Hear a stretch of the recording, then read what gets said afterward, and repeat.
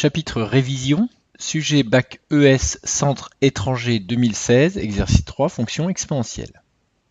Partie A, la fonction f est définie sur 0,8 par f de x égale 0,4 sur 20 exponentielle moins x plus 1 plus 0,4. On demande de calculer f' de x.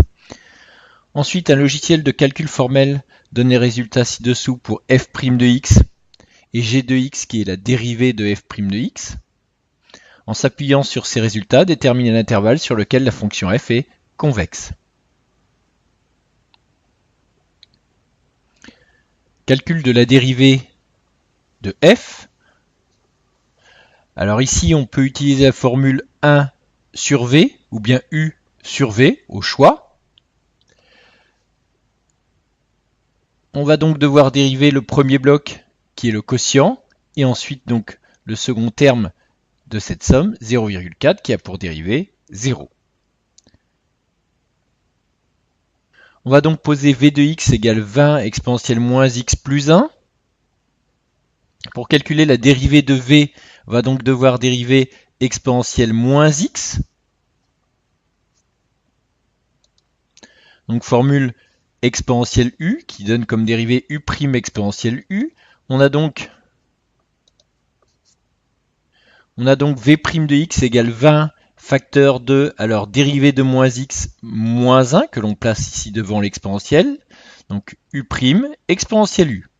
Donc moins exponentielle moins x plus dérivée de 1, 0. Ce qui donne finalement moins 20 exponentielle moins x comme dérivée pour la fonction v. On applique ensuite la formule de dérivation 1 sur v, dérivée de 1 sur v moins v' sur v carré. Alors le coefficient ici, 0,4 étant facteur. On a donc finalement comme dérivée 0,4 facteur de moins v' sur v carré pour la dérivée de 1 sur v, plus dérivée de 0,4 ici qui donne 0. Il suffit ensuite de remplacer par les valeurs que l'on a obtenues pour v et v'. Et 0,4 fois plus 20, puisqu'on a moins 20, donne 8 exponentielle moins x sur 20 exponentielle moins x plus 1 au carré. On obtient bien donc le résultat qui était demandé dans l'énoncé. À noter que exponentielle moins x est toujours strictement positif, et donc la dérivée serait positive et la fonction croissante. Si on utilise la formule u sur v, qui parfois peut paraître plus simple à utiliser que la formule 1 sur v, on aura donc u de x égale 0,4, v de x, le dénominateur 20 exponentielle moins x plus 1, dérivée de u, 0, dérivée de v, que l'on a déjà calculé précédemment, et donc on applique la formule de la dérivée du quotient, u'v moins uv' sur v carré. Il suffit ensuite de remplacer. Alors attention à ne pas oublier les parenthèses. On a 0 facteur de v moins u, c'est-à-dire 0,4 facteur de v'. La première partie du numérateur est nulle puisqu'on a 0 facteur de 20 exponentielle moins x plus 1. Il reste donc finalement comme précédemment, moins 0,4 fois moins 20, donc 8 exponentielle moins x sur 20 exponentielle moins x plus 1 au carré. Rappel de la technique donc de dérivation, on identifie les blocs de la fonction f, c'est-à-dire les éléments séparés par une addition ou une soustraction. On a donc ici les deux grands blocs qui sont le quotient et 0,4, et dans chaque bloc, on applique, si nécessaire, les formules de dérivation du quotient ou du produit. Deuxième question, déterminer la convexité de f. Alors si on regarde un petit peu ici ce qui est affiché, on a ici f', la dérivée de f. La fonction g est la dérivée de f', c'est-à-dire que g est égal à f seconde de x.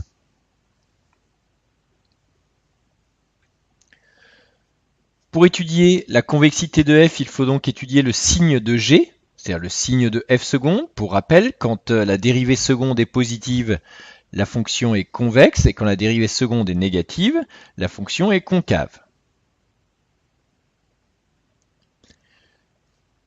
On a donc ici 3 facteurs, 8 exponentielle moins x, 20 exponentielle moins x moins 1 et 20 exponentielle moins x plus 1 au cube.